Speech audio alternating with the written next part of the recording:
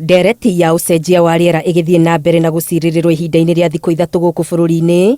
Ũcenjia wa rĩera ũthiĩte na mbere na kũrehe mathĩna kĩhĩri icigo-inĩ itiganĩte bũrũri-inĩ na gũthingithia mĩtũrĩre ya andũ na njĩra mwanya mwanya.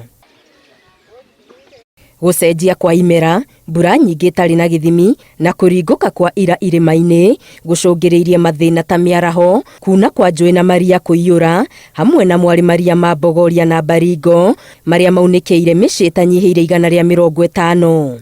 Now that the water rising of Lake Baringo has affected them, almost the whole half of the community is being affected, especially three locations, that is Ngambo location, Salabani location and Elngarwa location. Kama sisi tulikuwa tunapata mvua karibu mwezi wa 4, alafu inaendelea mpaka mwezi wa 9 hivi.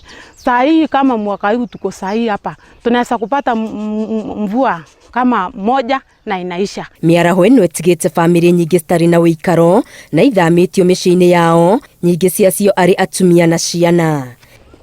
Wamama ndio wako na jukumu mingi kwa boma. Sasa wakati tulifika hapa hakuna ile shamba yenye ulikuwa anashika nayo watoto. Labda mzee ako na bibi wawili ama watatu. Lakini kama mzee akiona mambo imeumana anakuachia watoto. Basically, during the rising of the Lake Baringo, the most affected people are women, basically, because they are the breadwinners, they're the ones who take care of the kids, they're the ones even who take care of the compound. Nikio gikundi giki kiria gitongoragio ni Eunice Lepario gikoretwo gigibundithia ikundi cia atumia urimi niguo kumahotithia kwĩrũgamia mũtũrĩre-inĩ. Lepario augĩte ahũthagĩra ikundi cia atumia kuona atumia nĩ itugĩ cia bata harĩ ũmenyereri wa marĩa matũrigicĩirie, kuona mĩhang'o-inĩ mĩingĩ yao ya o mũthenya nĩ ĩhutanagia na marĩa matũrigicĩirie. We are training them on alternative livelihood.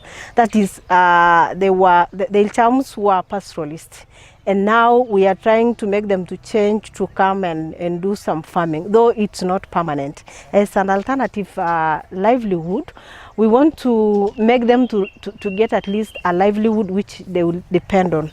Baringo Women and Youth ilipoingia ni wakatufundisha jinsi ya kutengeneza mazingira. Ya kwanza wametuambia kama unaishi mahali na hakuna kifuli, panda miti. Hakĩrĩ ũguo nĩ magathĩrĩirie kĩgomano kĩrĩa kĩrathiĩ na mbere mũciĩ-inĩ wa Nairobi gĩa kwarĩrĩria njĩra cia kũhĩtana na ũcenjia wa rĩera, makiuga ũyũ nĩ thĩna ũrabatara ũnyitanĩri wa mabũrũri na honge mwanya mwanya. Climate change is globally and it's locally. And when I say it's locally, you can see the way that it has affected a lot of women.